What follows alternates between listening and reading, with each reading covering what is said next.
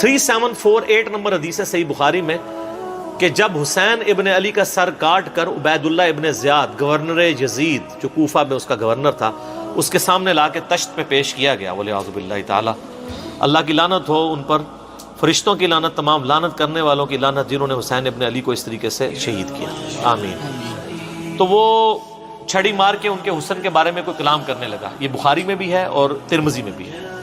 تو انس ابن مالک وہاں کھڑے ہوئے تھے تو وہ تڑپ اٹھے، تو انہوں نے کہا کہ نبی علیہ السلام کے سب سے زیادہ ہم شکل حسین ابن علی تھے، اور بخاری کے الفاظ ہیں 3748، اس وقت حسین علیہ السلام کی داڑھی اور سر میں وسمے سے رنگا گیا تھا، یعنی کالا خضاب لگا ہوا تھا۔ کالا خضاب لگا سکتے ہیں، اس پہ میرا کلپ بھی ریکارڈڈ موجود ہے، لیکن 70 80 90 سال کا بابا نہ لگائے، چھوٹی عمر تک 50 55 تک، اللہ سے ایک ٹاپک ہے۔ بہرحال اس میں بھی موجود ہے کہ وہ انس ابن مالک وہاں کھڑے تھے، اس کے سے لوگ سمجھتے ہیں شاید سنان بن انس ان کا بیٹا ہوگا، اور انس ابن مالک نے ساتھ ہو کے کام کرایا، ساتھ ہو کے کرایا ہوتا تو وہ عبید اللہ کو ڈانٹتے تو نا کہ یہ تو کیا کر رہا ہے، چھڑی مار رہا ہے، باقی لڑ تو سکتے نہیں تھے۔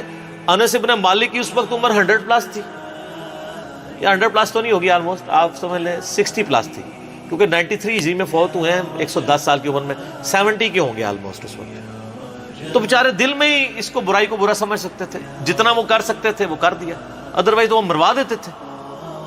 تو سنان بن انس بن مالک کا بیٹا نہیں ہے۔ رہا عمر ابن سعد جو 22,000 کا لشکر لے کے کربلا میں آیا تھا حسین ابن علی کے مقابلے پہ، وہ سعد ابن ابی وقاص کا بیٹا تھا۔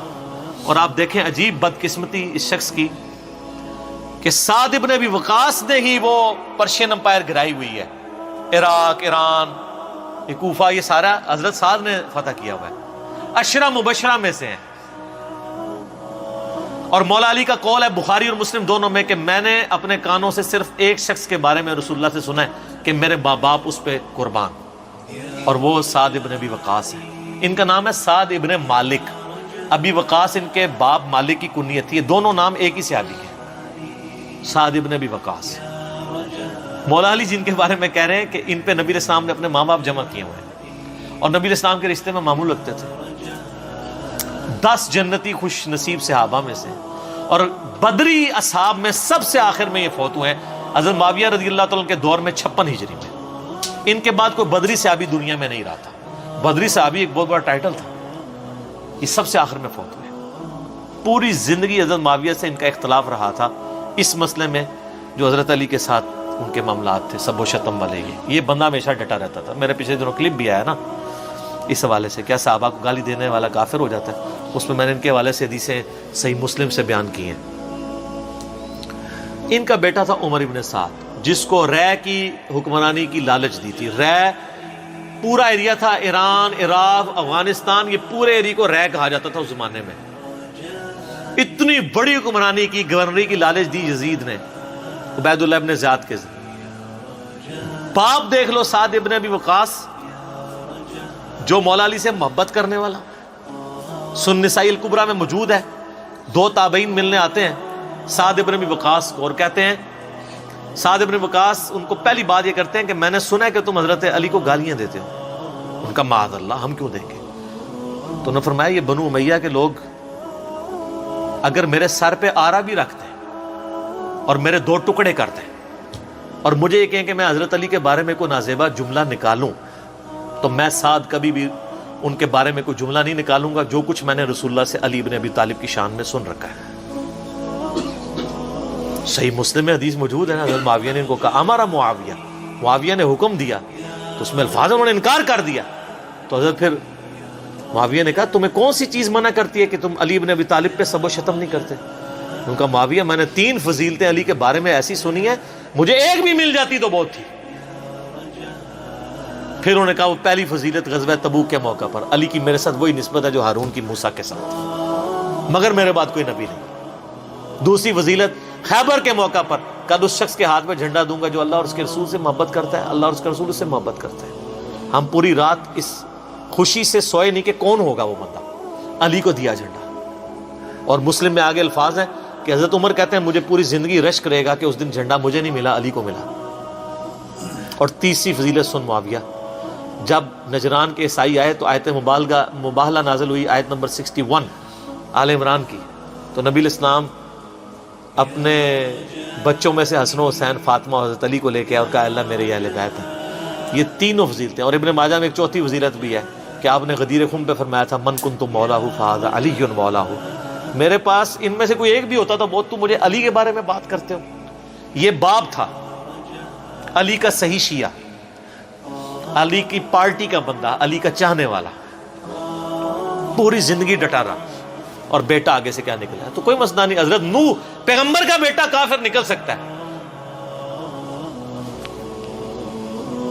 تو حضرت سعد کا کیا مقام ہے حضرت نوح کے مقابلے پہ؟ یہ بیٹا تھا عمر ابن سعد، اور اس کے جو لچھن ہیں وہ شروع سے ہی برے تھے.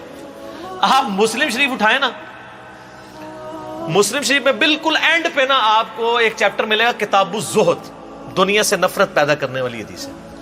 اس میں انٹرنیشنل نمبر کے مطابق ایک حدیث ہے، یہ میں چونکہ مجھے یاد اس لیے میں نے کافی لوگوں کو بتائی ہے، 7432 صحیح مسلم میں. ابھی یہ کربلا ہوئی نہیں ہے، کچھ بھی نہیں ہوا. حضرت سعد ابن وقاص بھی زندہ ہیں.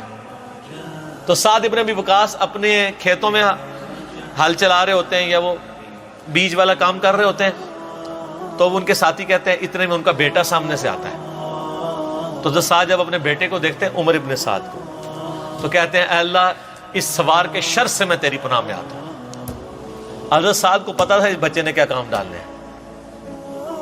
وہ اپنی زندگی میں اسی بیٹے کے شر سے اللہ کی پناہ مانگا کرتے تھے. کہتے ہیں جب وہ قریب آیا تو آتے اس نے کہا ابا جی لوگوں نے تو حکومت بانٹ دی، کوئی گورنر بن گیا، کوئی بن گیا، تسی ایتھے بیٹھے جناب حلوائی پہ کر دیو. ہائے ہائے ہائے. تو حضرت سعد ابن وقاص نے اس کے عمر ابن سعد کے نا سینے پہ نا گھونسا مارا اور کہا کہ اللہ تعالیٰ کو پرہیزگار بندہ پسند ہے جو گمنامی کی زندگی میں مر جائے، جسے کوئی جانتا نہ ہو. تو یعنی وہ انہوں نے ایک گوشہ نشینی کی زندگی اختیار کر لی تھی. تو ان کو پہلے ہی لیکن اس نے اپنے باپ کی نصیحت نہیں پکڑی.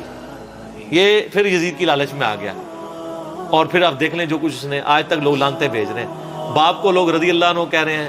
آپ شیعہ سے پوچھ لیں سعد ابن وقاص کی کتنی وہ عزت کرتے ہیں. میں ابھی کل ایک کلپ وہ ایک شیعہ عالم تھے سید جواد نقوی صاحب کا سن رہا تھا، تو وہ اتنی تعریفی کلمات کہہ رہے تھے اور بتا رہے تھے کہ بھئی بیٹا یہ نکلا اور باپ کو دیکھیں، باپ نے ایران فتح کیا تھا، دوسری بڑی سپر پاور گرائی تھی، اور بیٹا آگے سے کیا نکلا. اچھا آپ دیکھ لیں کہ دین ایفرٹ کا نام ہے. یہ نہیں ہے کہ یہ وراثت میں ٹرانسفر ہو. انبیاء کی وراثت میں ٹرانسفر نہیں ہوئی ہے تو اور کس میں ہونی ہے؟ تو اس لیے ہم قطعاً نہیں کرتے، اور اہل سنت کے ہاں کوئی بھی نہیں ہے. مفتی منیب صاحب نے اگلے دنوں ایک مس ہینڈل کیا تھا معاملہ، تو پھر بعد میں پورا پرچہ پڑھ کے سنایا انہوں نے. اس پرچے میں تو آلموسٹ انہوں نے یزید کو کافر ہی کہہ دیا ہے، اور پہلے کہہ رہے تھے کہ جی وہ یہ پتہ نہیں کیا، مطلب یہ لوگ ان کے مفادات ہوتے ہیں اپنے.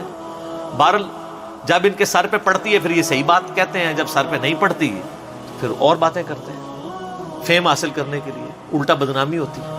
ٹھیک ہو گئی.